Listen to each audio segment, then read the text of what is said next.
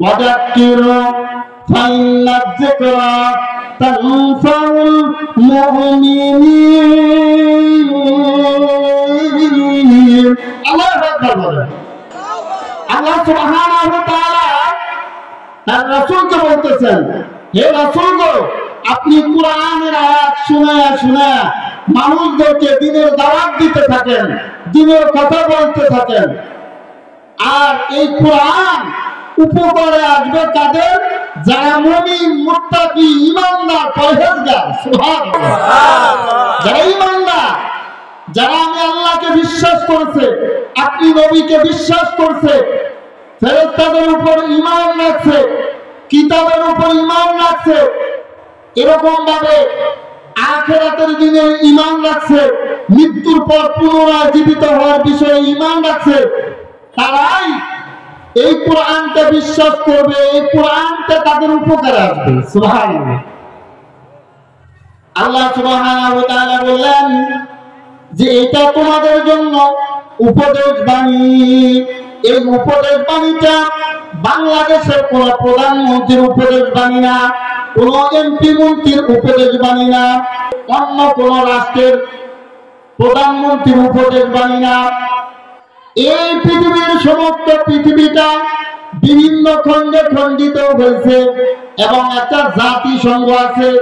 এই জাতিসংঘের একজন মহাসচিব আছে। এই উপদেশ বাণীটা বাবা কোন জাতিসংঘের মহাসচিবের উপদেশ বাণী না। আল্লাহ সুবহানাহু ওয়া তাআলা বলেন, মির রাব্বিকুম। সুবহানাল্লাহ। এই উপদেশ বাণীটা তোমাদের কাছে আছে তোমাদের প্রতিপালকের পক্ষ হইতে, তোমাদের প্রতিপালকের পক্ষ হইতে, তোমাদের রবের পক্ষ হইতে। রব শব্দের অর্থ হলো আমাদের লালন কর্তা, আমাদের পালন কর্তা, আমাদের রিজিক দাতা, আমাদের হায়াতের মালিক, আমাদের মৌতের মালিক, আমাদের এইরকম সংবিধান দাতা, আইন দাতা, সমস্ত কিছু যিনি মালিক তাকে বলা হয় রব। আমাদের রবকে আল্লাহ। আল্লাহ আমার রব, এই রবি আমার সব, দমে দমে তনু মনে তারি অনুভব, তারি অনুভব। আল্লাহ আমার রব, এই রবি আমার সব। সুবহানাল্লাহ।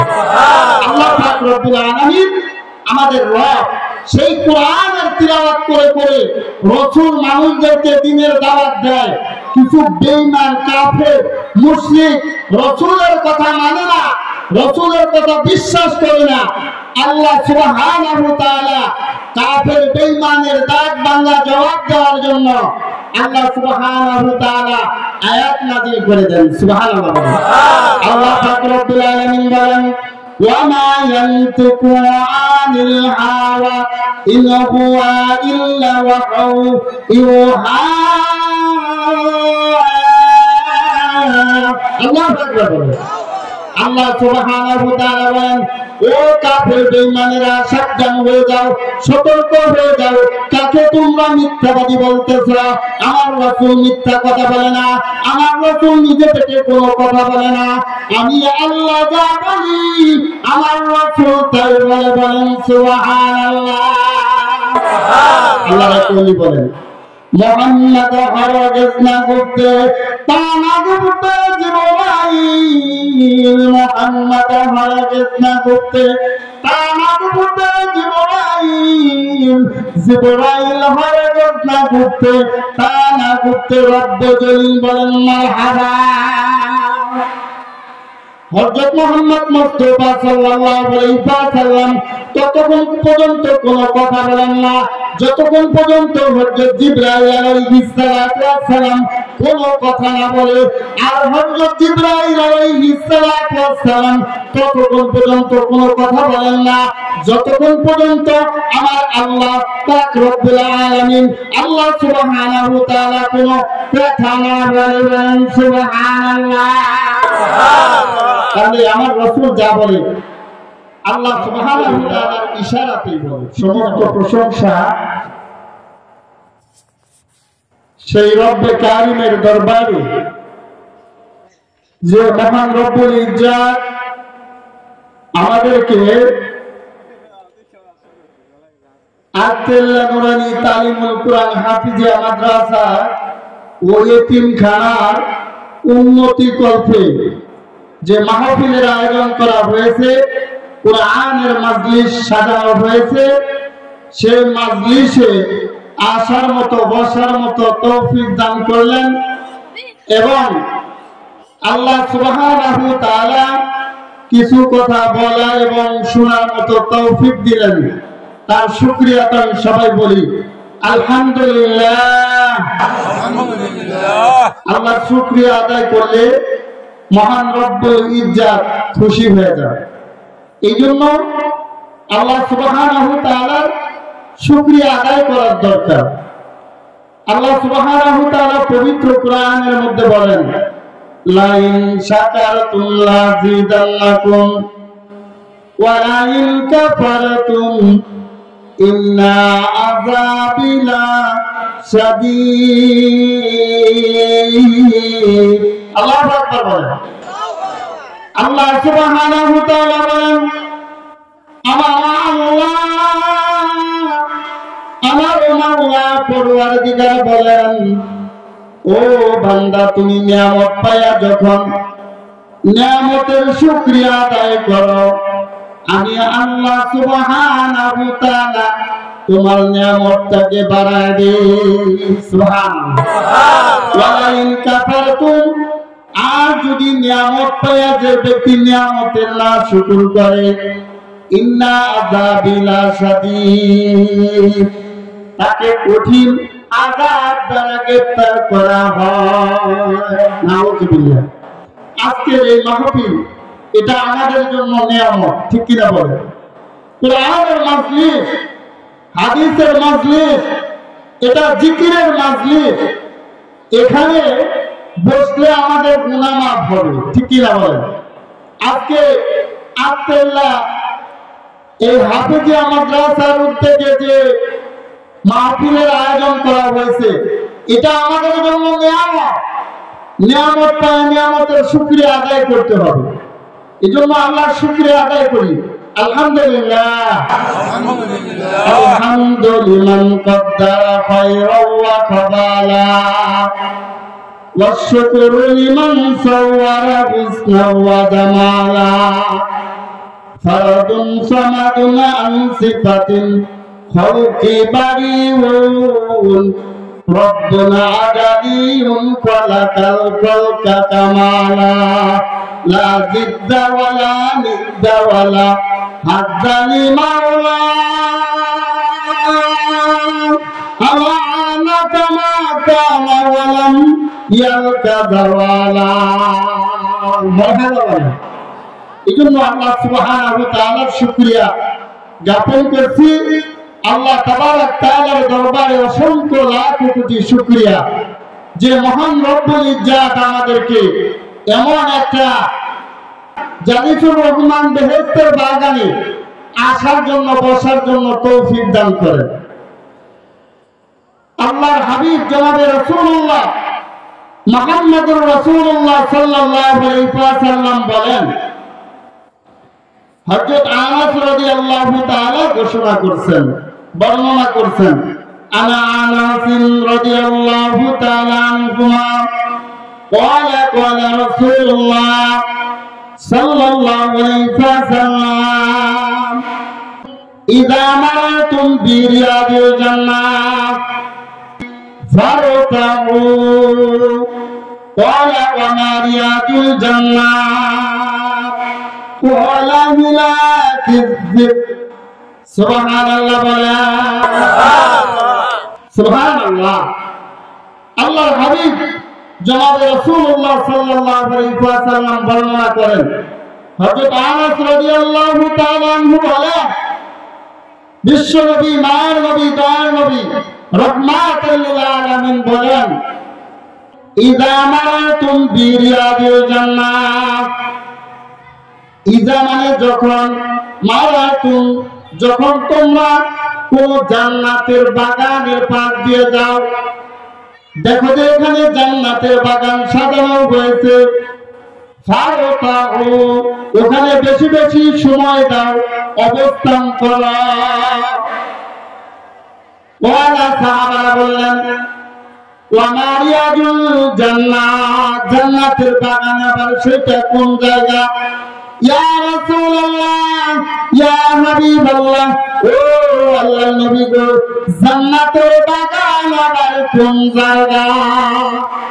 ওয়ালা হিলাকি যিকর, রাসূলুল্লাহ সাল্লাল্লাহু আলাইহি ওয়াসাল্লাম বলেন, সেটা হলো আল্লাহ সুবহানাহু ওয়া তাআলার নাম যেখানে স্মরণ করা হয়, যেখানে কোরআন তিলাওয়াত করা হয়, যেখানে আমি নবীর হাদিসের বর্ণনা করা হয়, অর্থাৎ যেখানে আল্লাহ সুবহানাহু ওয়া তাআলার জিকির করা হয়, বলেন সুবহানাল্লাহ। যেটা হলো জিকিরের মাজলিস, ওইটাই জান্নাতের বাগান, রিয়াজুল জান্নাত। চিৎকার মাইরা বলেন সুবহানাল্লাহ। এটা হলো আজকে কোরআনের আলোচনা হবে। এটা জান্নাতের বাগান, রিয়াজুল জান্নাত। এখানে কিন্তু সবাই আসতে পারে না। আল্লাহ সুবহানাহু ওয়া তাআলা যাকে পছন্দ করেন সেই এখানে আসতে পারে, ঠিক কিনা বলেন? আমি পবিত্র কোরআন থেকে একখানা আয়াতের অংশ তিলাওয়াত করেছি এবং আমার বিশ্ব নবী, মায়ার নবী, রাহমাতুল লিল আলামিনের অসংখ্য হাদিস থেকে একখানা হাদিস তিলাওয়াত করেছি। এর উপর সংক্ষিপ্ত আলোচনা করব। আল্লাহ সুবহানাহু ওয়া তাআলা আমাকে বলার এবং আপনাদেরকে আমলের নিয়তে শোনার তৌফিক দান করেন, বলেন আমিন।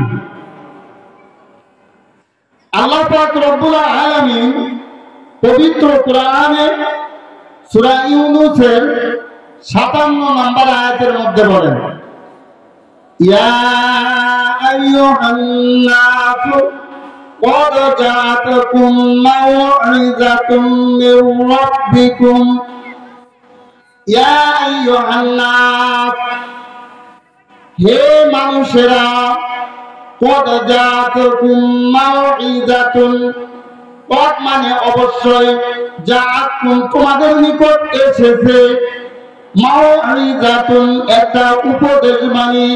চিৎকার মারিয়া বলেন সুবহানাল্লাহ।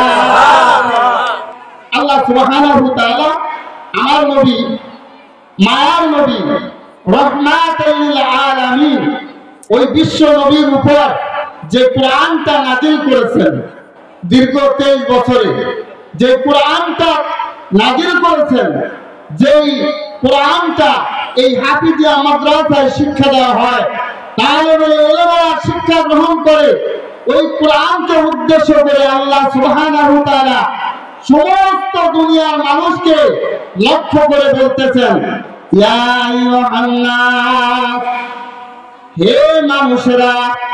এখানে মুসলমানদেরকে শুধু উদ্দেশ্য নয়, ইহুদিদেরকে উদ্দেশ্য নয়, কাফের বেঈমানদেরকে উদ্দেশ্য নয়। আল্লাহ সুবহানাহু ওয়া তাআলা বলেন, এই দুনিয়ার জগতে যত রকম মানুষ আছে সমস্ত মানুষকে ডাক দিবেন, সমস্ত মানুষকে উদ্দেশ্য করে বলছেন, ইয়া আইয়ুহান নাস, হে মানুষেরা, কদ জাআতকুম, অবশ্যই তোমাদের নিকট পৌঁছেছে, এসেছে, মাউইযাতুন একটা উপদেশ বাণী। বলেন সুবহানাল্লাহ। উপদেশ বাণী আমাদের জন্য আল্লাহ সুবহানাহু ওয়া তাআলা আমার বিশ্ব নবী, মায়ার নবী, রাহমাতুল লিল আলামিনের উপর নাযিল করেছেন। সুবহানাল্লাহ বলেন। এই উপদেশ বাণীটা হলো কি? কোরআন। যে কোরআনটা তিলাওয়াত করে আমার বিশ্ব নবী, মায়ার নবী, রাহমাতুল লিল আলামিনকে আল্লাহ সুবহানাহু ওয়া তাআলা মানুষদেরকে দাওয়াতের কাজ, মানুষদেরকে দাওয়াত দিতে বলছেন।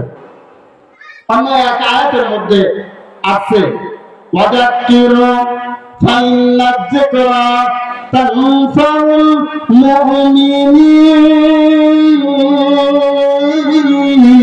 আল্লাহু আকবার বলেন। আল্লাহ সুবহানাহু ওয়া তাআলা তার রাসূলকে বলতেছেন, হে রাসূল গো, আপনি কোরআনের আয়াত শুনায়া মানুষদেরকে দিনের দাওয়াত দিতে থাকেন, দিনের কথা বলতে থাকেন। আর এই কোরআন উপকারে আসবে কাদের? যারা মুমিন, মুত্তাকি, ঈমানদার, পরহেজগার। সুবহানাল্লাহ।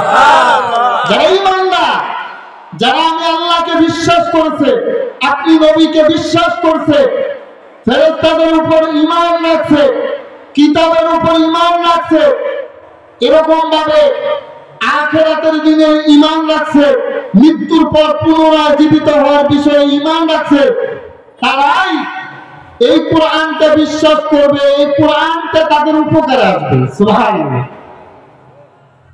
আল্লাহ সুবহানাহু ওয়া তাআলা বললেন যে এটা তোমাদের জন্য উপদেশ বাণী। এই উপদেশ বাণীটা বাংলাদেশের কোন প্রধানমন্ত্রীর উপদেশ বাণী না, কোন এমপি মন্ত্রীর উপদেশ বাণী না, অন্য কোন রাষ্ট্রের প্রধানমন্ত্রীর উপদেশ বাণী না। এই পৃথিবীর সমস্ত পৃথিবীটা বিভিন্ন খণ্ডে খণ্ডিত হয়েছে এবং একটা জাতিসংঘ আছে। এই জাতিসংঘের একজন মহাসচিব আছে। এই উপদেশ বাণীটা বাবা কোন জাতিসংঘের মহাসচিবের উপদেশ বাণী না। আল্লাহ সুবহানাহু ওয়া তাআলা বলেন মির রাব্বিকুম। সুবহানাল্লাহ। এই উপদেশ বাণীটা তোমাদের কাছে আছে তোমাদের প্রতিপালকের পক্ষ হইতে, তোমাদের প্রতিপালকের পক্ষ হইতে, তোমাদের রবের পক্ষ হইতে। রব শব্দের অর্থ হলো আমাদের লালন কর্তা, আমাদের পালন কর্তা, আমাদের রিজিক দাতা, আমাদের হায়াতের মালিক, আমাদের মৌতের মালিক, আমাদের এইরকম সংবিধান দাতা, আইন দাতা, সমস্ত কিছু যিনি মালিক তাকে বলা হয় রব। আমাদের রবকে আল্লাহ। আল্লাহ আমার রব, এই রবি আমার সব, দমে দমে তনু মনে তারি অনুভব, তারি অনুভব। আল্লাহ আমার রব, এই রবি আমার সব। সুবহানাল্লাহ। আল্লাহ পাক রব্বুল আলামিন আমাদের রব। সেই কোরআনের তিলাওয়াত করে করে রাসূল মানুষদেরকে দ্বীনের দাওয়াত দেয়। কিছু বেঈমান, কাফের, মুশরিক রাসূলের কথা মানে না, রাসূলের কথা বিশ্বাস করে না। আল্লাহ সুবহানাহু ওয়া তাআলা কাফের বেঈমানের দাগ বাংলা জবাব দেওয়ার জন্য আল্লাহ সুবহানাহু ওয়া তাআলা আয়াত নাযিল করে দেন। সুবহানাল্লাহ। আল্লাহ পাক রব্বুল আলামিন বলেন وما ينطق عن الهوى إن هو إلا وحي يوحى।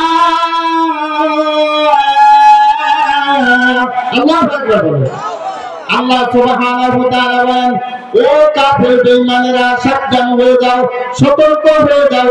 কাকে তোমরা মিথ্যাবাদী বলতেছো?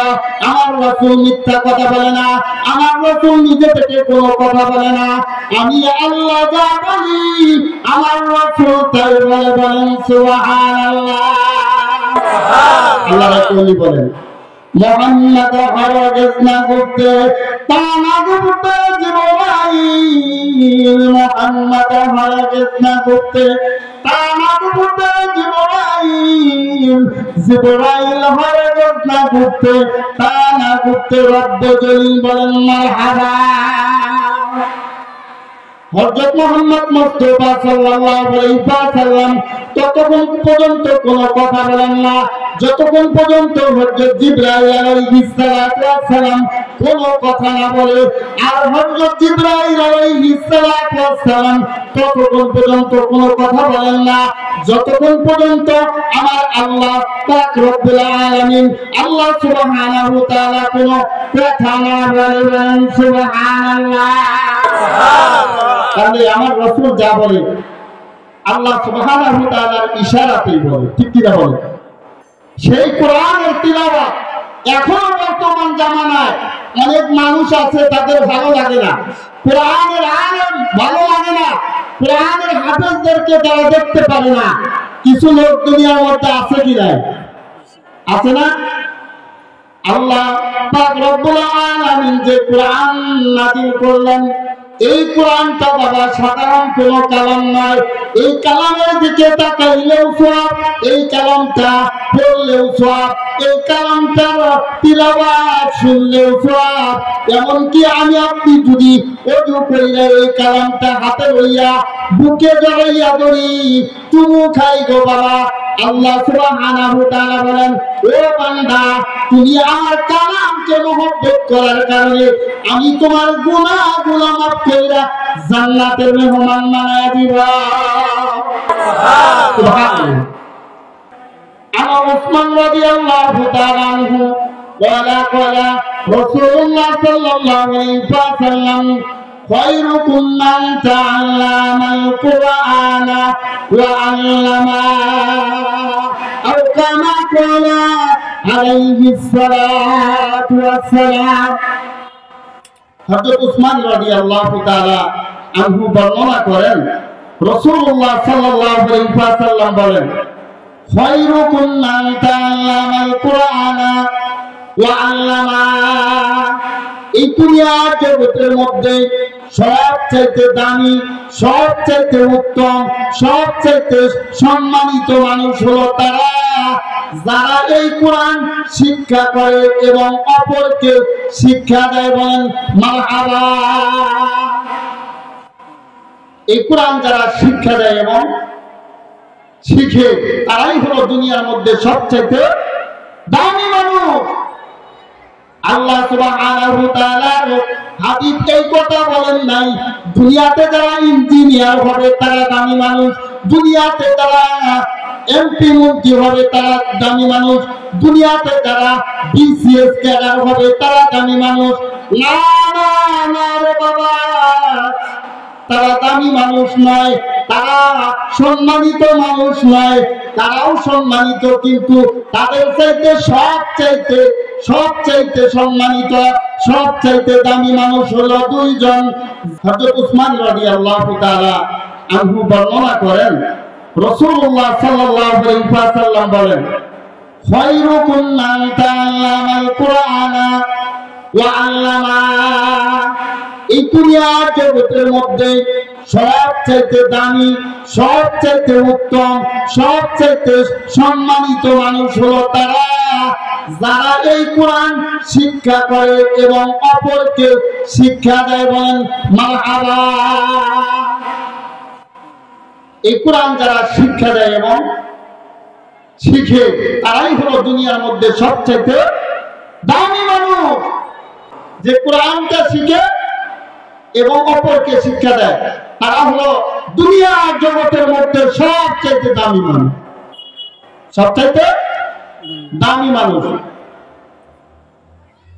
وقال عليه الصلاة والسلام, রাসূলুল্লাহ সাল্লাল্লাহু আলাইহি ওয়াসাল্লাম বলেন, উম্মা আলিমান, ও আমার উম্মতেরা, ও আল্লাহর বান্দা, কোন আলিমান, তোমরা আলেম হও।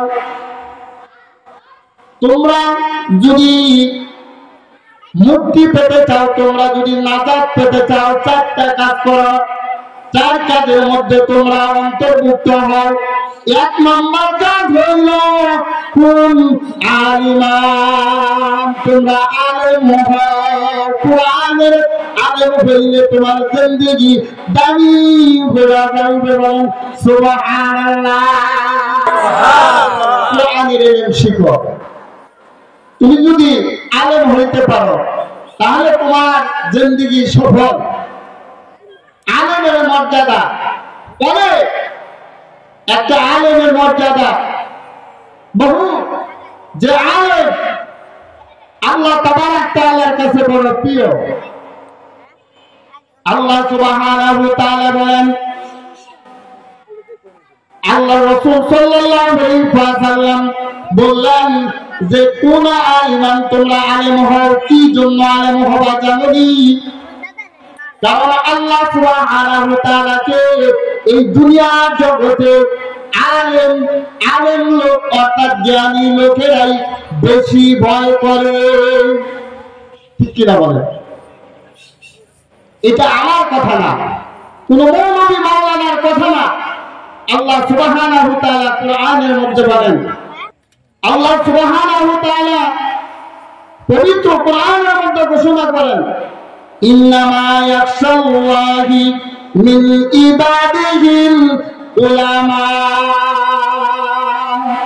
এই দুনিয়ার জগতের মধ্যে যত মানুষ আছে, সমস্ত মানুষের মধ্যে যারা ইলমে দ্বীন হাসিল করে, আলেম হয়, কোরআনের ইলম যারা শিখে, ইন্নামা ইয়াখশাল্লাহি মিন ইবাদিহিল উলামা। দুনিয়ার জগতের মধ্যে যারা আলেম হয়, যারা ইলমে দ্বীন অর্জন করে, তারাই আল্লাহ সুবহানাহু ওয়া তাআলাকে বেশি ভয় করে। আল্লাহকে সবচেয়ে বেশি ভয় করে কারা? আলেম যারা, জ্ঞানী লোক যারা।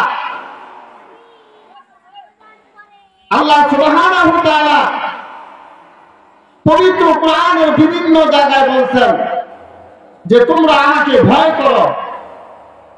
ইয়া আইয়ুহাল্লাযীনা আমানুত্তাকুল্লাহ হাক্কা তুকাতিহি ওয়া লা তামুতুন্না ইল্লা ওয়া আনতুম মুসলিমুন। আল্লাহু আকবার। আল্লাহ সুবহানাহু ওয়া তাআলা বলেন, ইয়া আইয়ুহাল্লাযীনা আমানু, হে ঈমানদারেরা, তোমরা কি করো? উত্তাকুল্লাহ, আল্লাহকে ভয় করো, হাক্কা তুকাতিহি, যেরকম ভয় করা দরকার, ওয়ালা তামুতুন্না ইল্লা ওয়া আনতুম মুসলিমুন, তোমরা মুসলমান না হইয়া কবরে আইসো না। পরিপূর্ণ মুসলমান না হইয়া কবরে আইসো না। আমি আপনি যদি পরিপূর্ণ ঈমানদার হতে চাই, পরিপূর্ণ মুসলমান হয়ে কবরে যাইতে চাই, কোরআনের ইলম দরকার আছে কি না? এই জন্য রাসূল বলেন, আলিমান, তোমরা আলেম হও, আও মুতাআল্লিমান, তুমি আলেম হইতে পারলা না, আলেমের ছাত্র হয়ে যাও, তালেবেল ইলম হয়ে যাও। অনেক লোক আছে যে ইলম অর্জন করতে পারে নাই, কিন্তু বয়স্ক হয়ে গেছে, আলেমের কাছে যাইতে চায় না। আপনি আমি যদি আলেমের কাছ থেকে বৃদ্ধ বয়সে ইলম শিখি, তাহলে তালেবেল ইলমের যে মর্যাদা, এটা আমরা পেয়ে যাব। কারণ কি? আমরা ইলম তলব করতেছি, ইলম অন্বেষণ করতেছি। এটা আমরা অনেকেই করি না। এটা বহুত ফজিলত, কিন্তু আমরা বুঝতে পারি না। রাসূল বলেন, আলিমান, তোমরা আলেম হও, আও মুতাআল্লিমান, তোমরা যদি আলেম না হইতে পারো, আলেমের ছাত্র হয়ে যাও, আও মুঈনান, আলেম হইতে পারলা না, তালেবে ইলম হইতে পারলা না, তালেবেল ইলমকে সাহায্যকারী হয়ে যাও, আলেমকে সাহায্যকারী হয়ে যাও।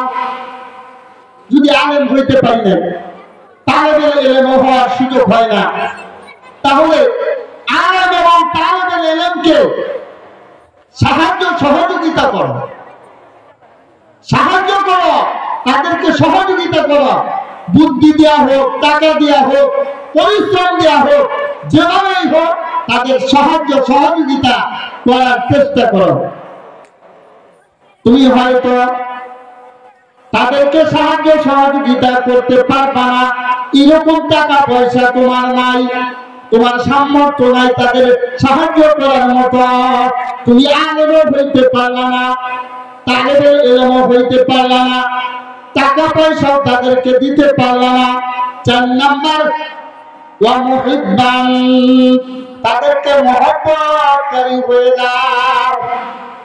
মহব্বত করতে তো পারবা, আলেমও হইতে পারলা না, তালেবেল ইলম হইতে পারলা না, তাদেরকে মন চায় তাদেরকে সহযোগিতা করার সামর্থ্য নাই, এখন কি করবা?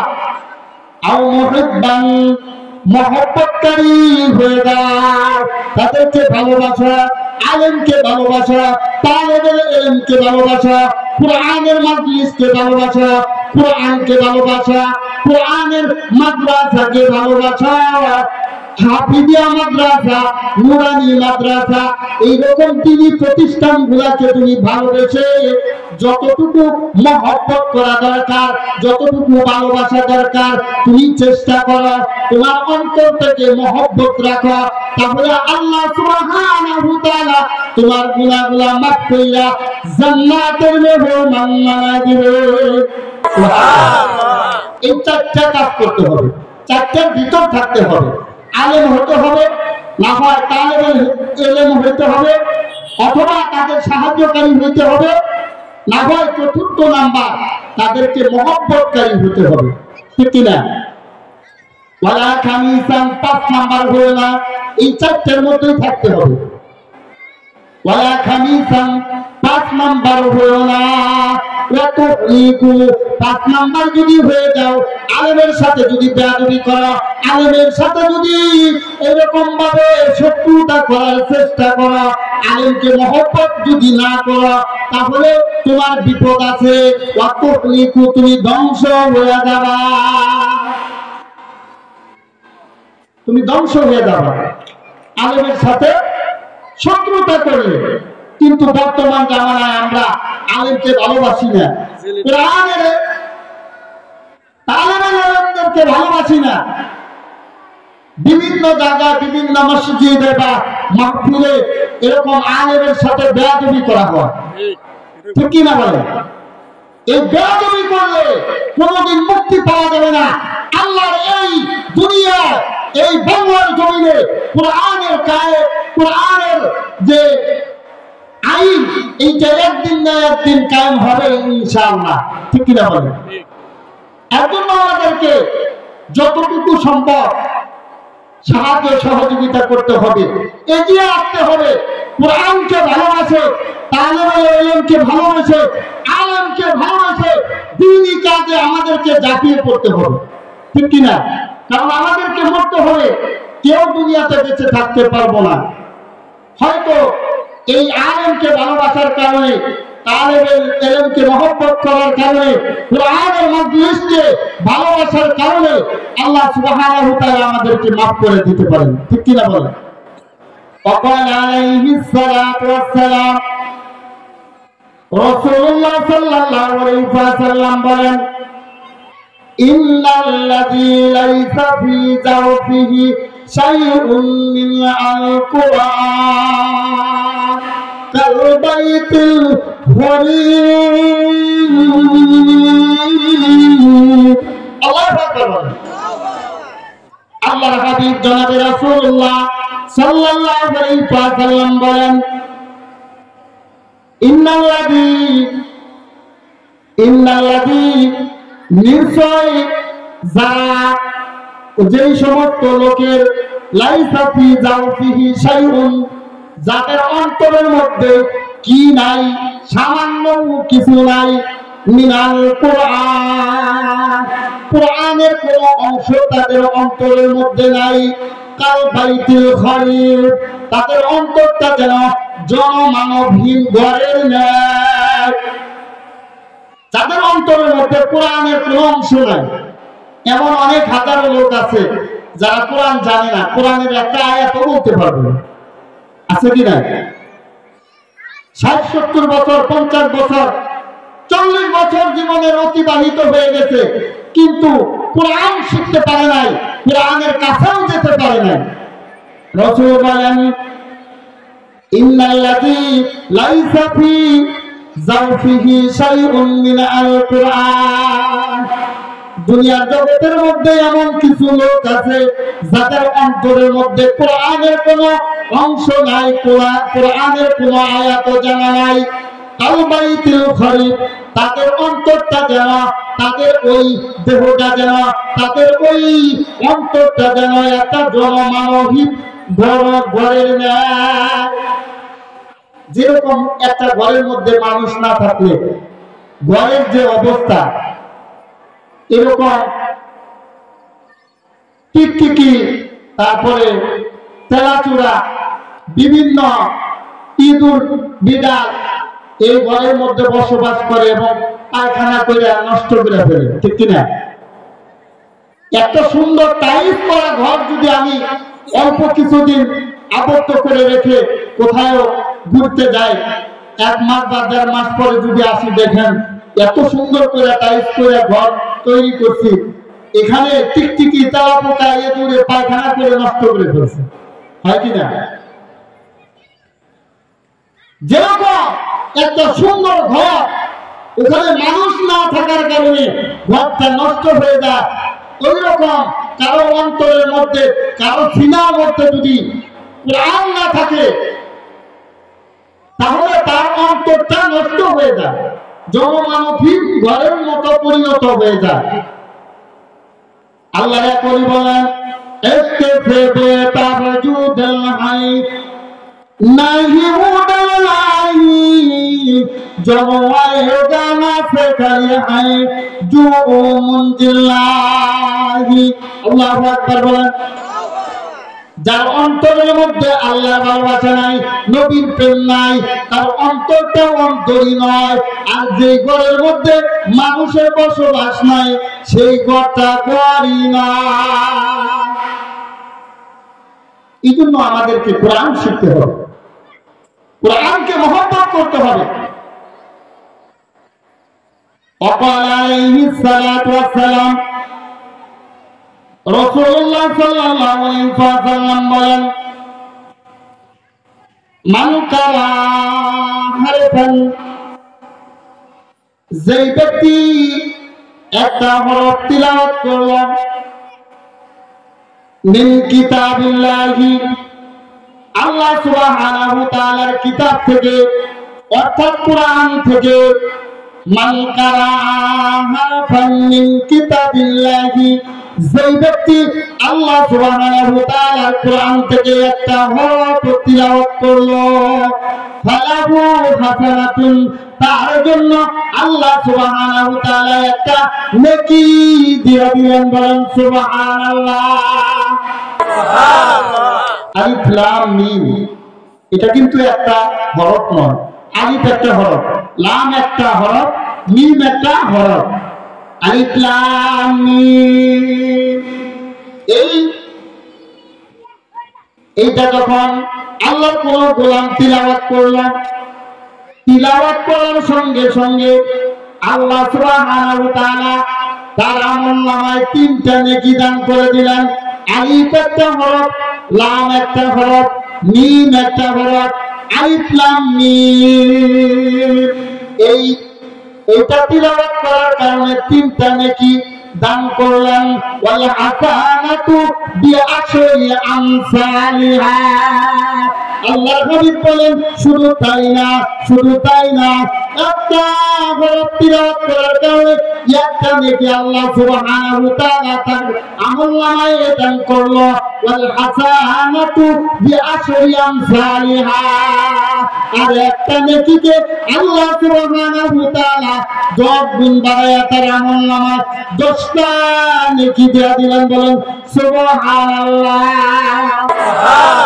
অর্থাৎ আলিফ লাম মিম এটা তিলাওয়াত করার কারণে আল্লাহ সুবহানাহু ওয়া তাআলা আমার আপনার আমলনামায় 30টা নেকি দান করলেন। সুবহানাল্লাহ। তাহলে কোরআনের দাম আছে কিনা? সমাধান চাও যদি জীবনে মরণে, জেনে নাও শুনে নাও চোখ রাখো কোরআনে। বলেন মারহাবা। আমি এই পবিত্র কোরআন নিয়ে একটা গজল লিখেছি। আল কোরআনের মধুর বাণী কেন শুনি না মুসলমান, আল কোরআনের মধুর বাণী কেন পড়ি না মুসলমান, সেই মধুর বাণী কেড়ে নিল এই নূরের প্রাণ। আল কোরআনের মধুর বাণী কেন শুনি না মুসলমান, আল কোরআনের মধুর বাণী কেন পড়ি না মুসলমান। তিলাওয়াত করি যখন সেই মধুর বাণী, কাঁপে আমার শুধু হৃদয় খানি। তিলাওয়াত করি যখন সেই মধুর বাণী, কাঁপে আমার শুধু হৃদয় খানি। হৃদয়েতে বহে শুধু ঝরনা নহর, হৃদয়েতে বহে শুধু ঝরনা নহর। আল কোরআনের মধুর বাণী কেন পড়ি না মুসলমান। বলেন আল কোরআনের মধুর বাণী কেন শুনি না মুসলমান সেই মধুর বাণী কেড়ে নিল আমার মনোপ্রাণ। আর কোরআনের মধুর বাণী কেন শুনি না মুসলমান?